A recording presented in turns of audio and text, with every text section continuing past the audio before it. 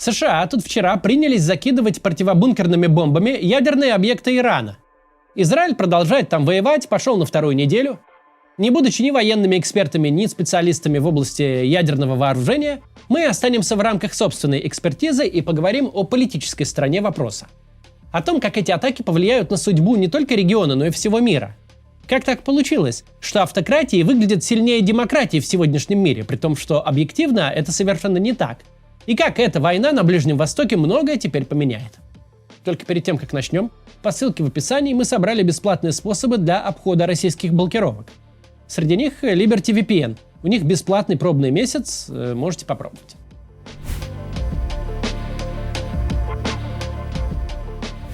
Мир, в котором самые могущественные и богатые страны – демократии, кажется, должен самым естественным образом распространиться по всей остальной планете, сделав ее мирной и благополучной. Это тот самый конец истории по Фукуяма, где либеральные демократии, очевидно, победили, стали главными и единственными ориентирами для развивающихся стран.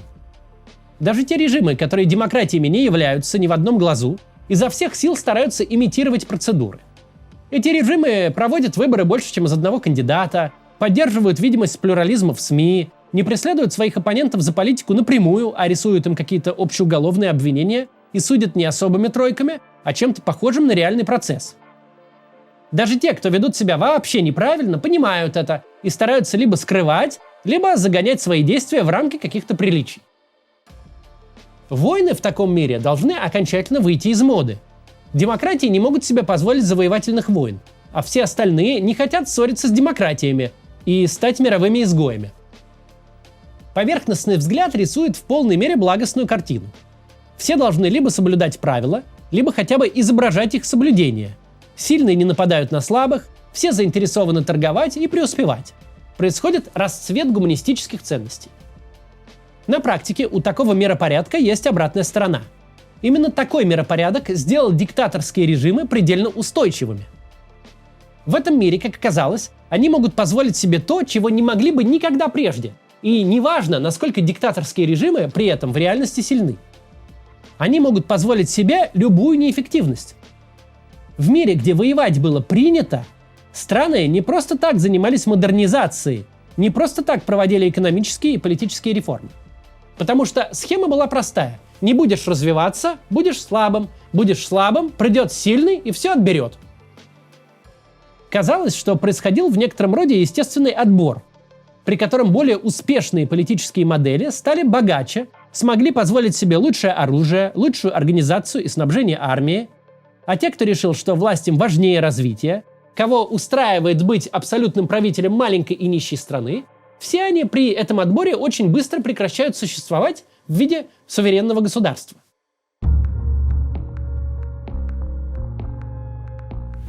Однако, тут у нас другое время. Сейчас выясняется, что теперь-то так не работает. Что можно быть условной Венесуэлой, например. Довести до полной экономической катастрофы страну с крупнейшими в мире нефтяными запасами. Полностью провалиться как государство. Довести до того, что вся страна стоит в очереди за хлебом, а главный бизнес в Каракасе – похищение людей ради выкупа. Довести до ситуации, в которой тебе фактически нечем кормить и содержать армию. Но все равно большие и могущественные Соединенные Штаты не придут тебя захватывать и отбирать богатые природные запасы. Так режимы, которые в принципе-то не должны были выжить, живут себе долго и счастливо. Но есть гораздо более мрачная сторона всемирного миролюбия. Когда война оказывается неприемлемой для по-настоящему сильных и больших игроков, внезапно оказывается, что с войной можно играть. Можно угрожать соседям, можно финансировать и вооружать террористов, можно засылать свои войска под видом местных сепаратистов и лихо, без единого выстрела, отжимать кусок чужой территории. Можно долго балансировать на той грани, где агрессивная политика не превращается в настоящую войну.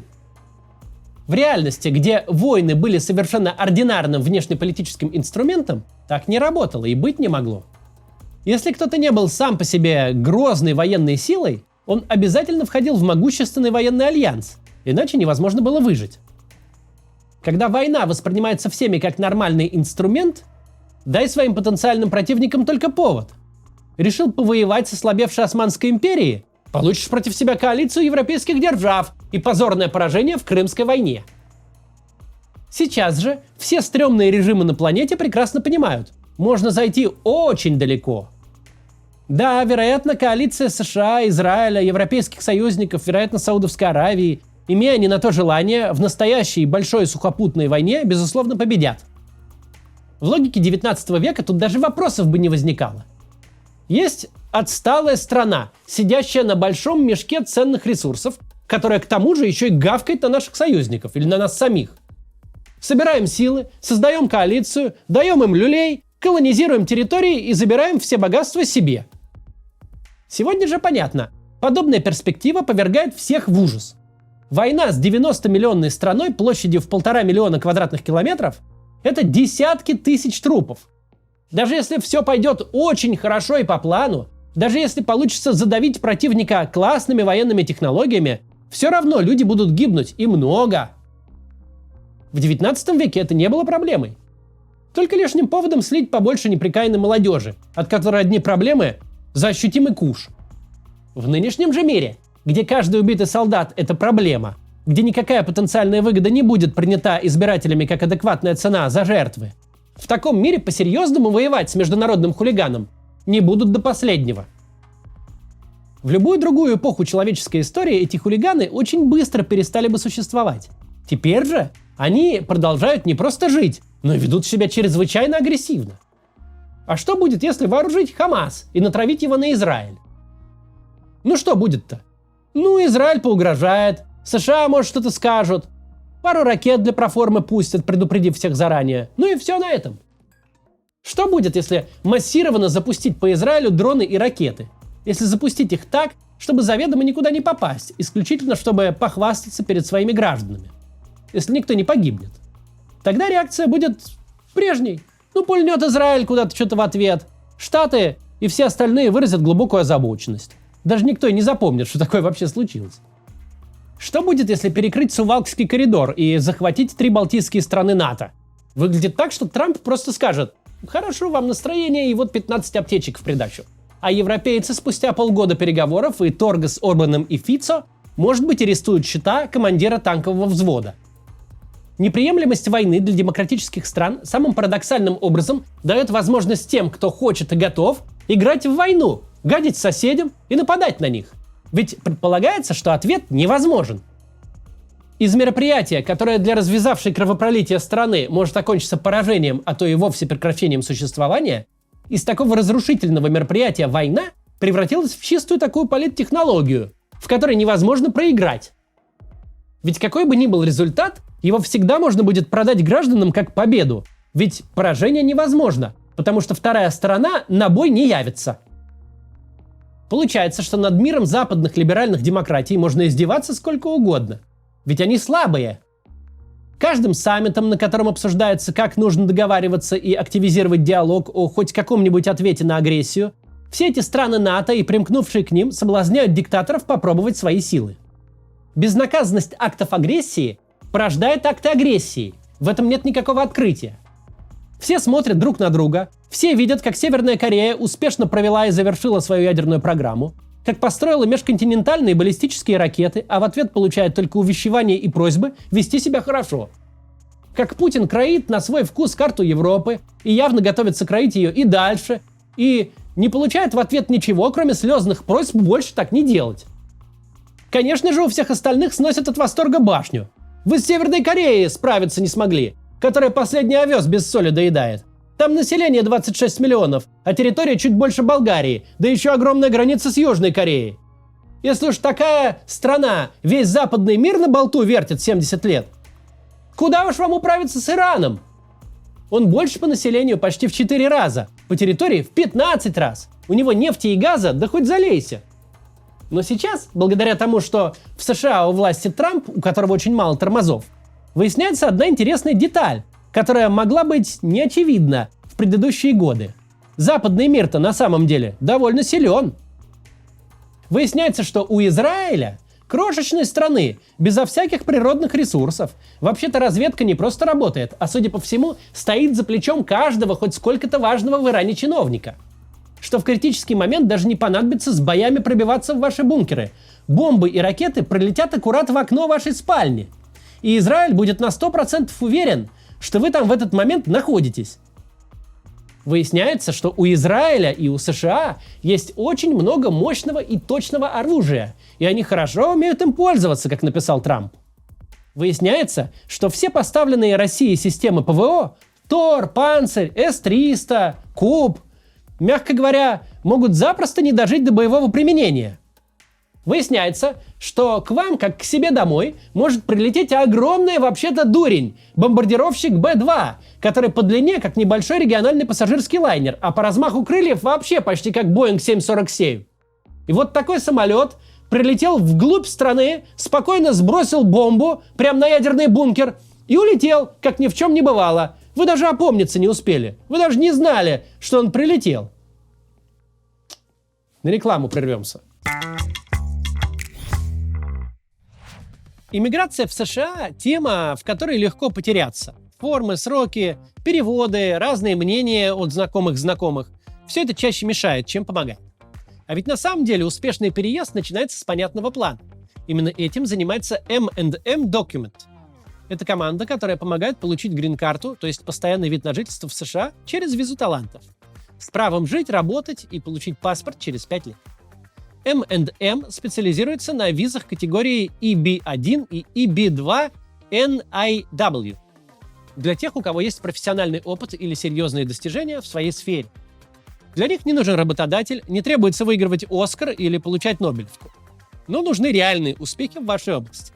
Вы можете быть IT-специалистом, врачом, ученым, руководителем, архитектором, спортсменом или просто профессионалом своего дела. Список подходящих специальностей и критериев гораздо шире, чем обычно думают. Весь процесс от оценки шансов, выстраивания стратегии до подачи петиции и финального результата команда берет на себя. M&M действует не по набору шаблонов, а точечно работает с каждым кейсом. Офис компании находится в Нью-Йорке. Их специалисты хорошо понимают, как проходит процесс одобрения визы. У них был опыт работы со сложными кейсами и с другими типами виз. 6 июля компании исполняется 3 года. В честь дня рождения они дарят скидку в 20% на подготовку кейса по визе талантов. Действует скидка до 1 августа. Чтобы ее получить, переходите по ссылке в описании. Первая консультация у них бесплатная. Просто отправьте заявку и узнайте, есть ли у вас шанс на визу. Продолжим.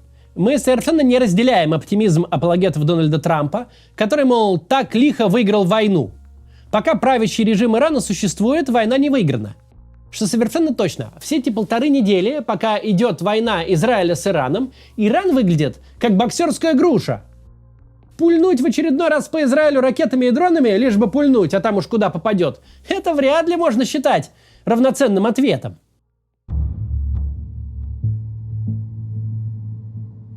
Весьма воинственный режим, который всю дорогу раздавал угрозы всем подряд, получает по мордасам и выглядит как один большой провал и абсолютное позорище.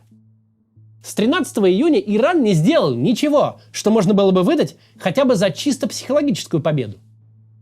Что это за воздушная война такая, в которой потеряно 0 самолетов? Где новейшие истребители Су-35, которых у Ирана как минимум 2? Где 3 с лишним десятка МиГ-29? Может, не самых новых, но вполне адекватных истребителей. Где десятки F-14? Помимо массы ПВО, у Ирана есть десятки самолетов, способных нести современные дальнобойные управляемые ракеты. Почему эта война похожа на вторжение конкистадоров к американским индейцам? Ведь Иран не копьями вооружен.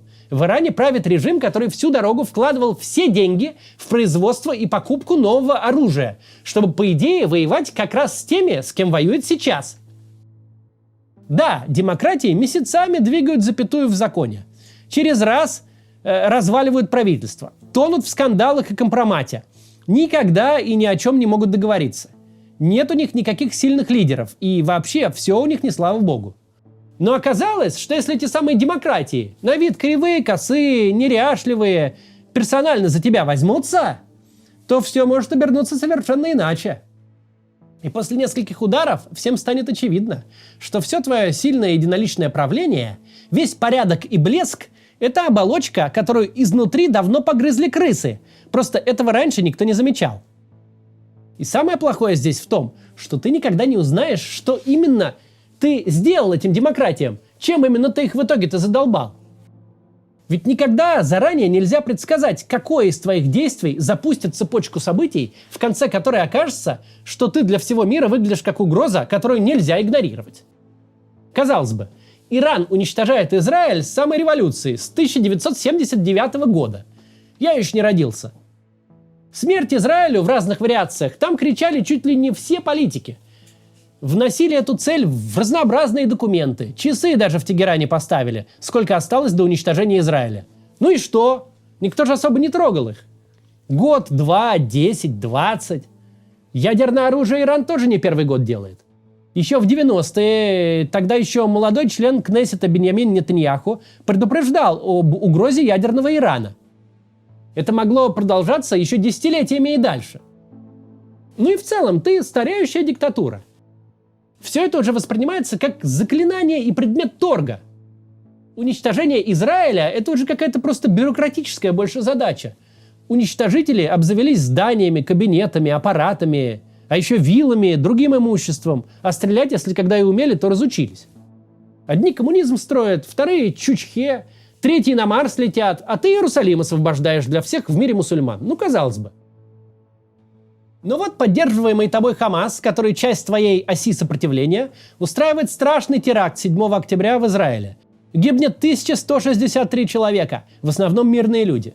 Боевики врываются в дома и убивают людей семьями. Ты, может, это все и не так видел, и не того хотел. Ты думал, они борцы за свободу и атакуют в худшем случае авиабазу. Но вооруженные тобой головорезы – это неуправляемые бомбы. У них свои планы. Израиль на такое не может не отвечать. Он разносит все вокруг, включая твою Хизбаллу, другую часть оси сопротивления. А еще бьет по твоему консульству в Дамаске, убивая ответственного в твоих революционных стражах за Хамас. И еще других командиров. Это Ближний Восток. Ты не можешь выглядеть слабым. Но что тебе делать-то? Точного оружия у тебя нет. Моссада своего тоже. Ты не можешь причинить никакого вреда израильским военным. Но ты много лет по телевизору говорил, что уничтожишь Израиль, и показывал там огромную ракету, которая тотчас в него выстрелит, как только ты нажмешь кнопку. И в апреле 24-го ты решаешь пальнуть. Совсем чуть-чуть. Не дай бог не по Тель-Авиву. По пустыне. Но показать просто, что вот так ты можешь. И вот 200 баллистических ракет и 170 дронов летят уже с твоей территории прямо по Израилю. И это уже война полноценная. Это не прокси-война. Не объект в другой стране, где военные собрались. Это массированные бомбардировки Израиля тяжелыми ракетами с территории Ирана. Ты, может, и не хотел начинать прям войну. Но вот она началась. Немедленного ответа нет. Потом Израиль на твоей территории убил лидера Хамаса. И вот ты вошел во вкус. И массированный удар наносишь опять. Еще 200 ракет. И вот твоя холодная прокси-война становится горячей классической. Проходит 8 месяцев, и ты из бункера боишься даже по проводной связи позвонить. Да и звонить тебе больше некому. Может, ты хотел, чтобы Бармалеи просто какое-то важное военное имущество у Израиля пожгли, типа самолетов. Но в итоге самолеты у Израиля остались. А еще появилось очень большое желание навалять как самому Хамасу, так и тем, кто его вооружал и финансировал, и стрелял по Израилю ракетами. И достаточный на то повод. То же самое и у Путина, кстати. Маленькая победоносная война, Крым 2.0 обернулись тяжелейшей мясорубкой, которая не приносит России ничего, кроме трупов. Ничего похожего не предполагалось, но принять решение можно только о том, чтобы развязать войну. Дальше она идет по своим собственным законам. Никакого решения дальнейшего она не требует, никого не спрашивают, стоит ли топить вражеский крейсер «Москва» или взрывать бомбардировщики в Иркутской области. Можно вооружить частную армию, составленную из уголовников по такому случаю. Можно позволить частному лицу с ноги открывать ворота колонии и забирать оттуда кого угодно и считать, что за это ничего не будет, что ты в полной мере ситуацию контролируешь. Поймешь ты, что нифига не контролируешь, только когда эти уголовники уже будут замминистра обороны в Ростове допрашивать. Ты никогда не угадаешь, в какой момент подконтрольные ручные бандиты, будь то Хамас или Пригожин, выйдут из-под контроля и совершат что-то непозволительное. Ты без малейшего понятия, в какой момент тебе перестанут спускать с рук то, что вроде раньше без проблем спускали. Спустили же с рук Крым. не стали вооружать Украину. Так значит, казалось бы, и попытку полной оккупации страны спустят. Ведь Украина не будет сопротивляться, а Запад не будет ей ничего поставлять. Ведь раньше не сопротивлялась и поставок не было. Если Запад не стал воевать вместе с Украиной во время полномасштабного вторжения, то в чего вдруг будет воевать за страны Балтии? Почему бы не протестировать то самое НАТО, которое раз за разом готово унижаться, упрашивать и договариваться? Безнаказанность порождает эскалацию. Это факт. В итоге хочется понять, до какой точки можно дойти, чтобы тебе ничего не было. Вот только этот эксперимент режима ставит живьем на самих себе. Если в какой-то момент окажется, что твои выходки все терпеть больше не готовы, обратного пути не будет. За спиной каждого важного человека в Иране стоял агент Моссада, и всех просто выщелкали как в тире. Равно как начало российско-украинской войны показало, завербованные американской разведкой граждане входят в самый ближний и доверенный круг Путина. Ближе любого министра и всех олигархов. Да, пока эти люди просто передают информацию. Но никогда нельзя заранее знать, где проходит черта, после которой американцы скажут своим резидентам: «Все, шутки закончились». Запад выглядит слабо и неряшливо, но теперь оказалось, что он, если припрет, может разнести ровно то самое ПВО, которым прикрыта Москва. Что у него есть ракеты, способные достать до сколь угодно глубокого бункера. И самое главное, что наглядно показано, что разведки бывает, что знают точно, кто где и в каком бункере сидит, и чем он там будет завтракать. И совершенно точно американцы будут, если нужно, знать, в каком именно бункере сидит Путин, куда бросать бомбу с точностью до пары метров. Все также может стать куда проще, если вдруг окажется, что между Путиным и ядерной кнопкой стоит самый его верный миньон с рюмкой новичка. Ведь в отличие от российских спецслужб, преуспевших лишь в истреблении ЛГБТ-террористов, американские-то при всей внешней неряшливости работают. Нынешние безнаказанные бомбардировки Ирана демонстрируют всем тем, кто желает разрушить миропорядок. Демократический Запад, кому бы что ни казалось, это вообще-то грозная военная сила. Сила, которую очень трудно применять из-за политического устройства этих стран. Но если они все-таки применят ее, это никому не понравится и мало не покажется. И Израиль тут пример идеальный. В неделю, в которую атаковали Иран, премьер-министра судили в суде. За день до атаки в Израиле чуть не распустили парламент, спорили до 3 утра с личным участием и Нетаньяху, и министра обороны, и даже немного главы Генштаба. В последний момент каким-то чудом договорились. А уже на следующий день погибло все военное руководство Ирана и все другие фигуры, кто решил устранить Израиль, а небо над Тегераном было полностью под контролем. Ким с его успешной ядерной программой, Путин с его безнаказанной пока агрессией – это опыт для диктаторов позитивный, который каждого властимущего мудака побуждает попробовать свои силы. Опыт же Ирана – это призрак будущего Рождества. Пример того, что с войной не нужно шутить и можно доиграться. Причем так, что твоих приближенных и тебя прям персонально убьют, если захотят. И никакие кольца охраны не помогут, и никакие бункеры. Никаким чудо-оружием из телевизора не отобьешься. Мы не знаем, чем все закончится. Но даже то, что происходит прямо сейчас, это очень яркий урок о неотвратимости наказания, в котором человечество давно нуждалось для собственного же выживания. До завтра.